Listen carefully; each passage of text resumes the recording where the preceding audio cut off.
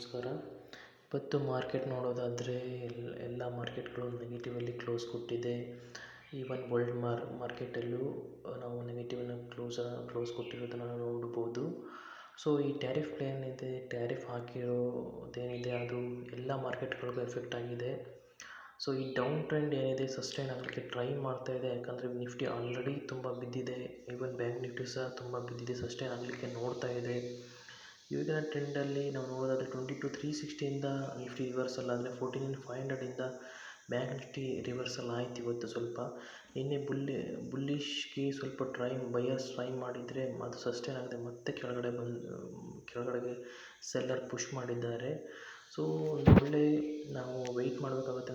ಒಂದು ಒಳ್ಳೆ ನ್ಯೂಸ್ ಬರಲಿಕ್ಕೋಸ್ಕರ, ಅದು ಇಂಡಿಯಾದಿಂದ ಆಗಿರ್ಬೋದು ಅಥವಾ ಟ್ರಂಪ್ ಅವರಿಂದ ಆಗಿರ್ಬೋದು. ಸ್ವಲ್ಪ ದಿನ ವೆಯ್ಟ್ ಮಾಡಿ ನಾವು ಸ್ವಿಂಗ್ ಟ್ರೇಡ್ ಅಥವಾ ಲಾಂಗ್ ಟರ್ಮ್ ಟ್ರೇಡ್ಗೆ ಹೋಗೋದು ಬೆಸ್ಟ್ ಅನಿಸುತ್ತೆ.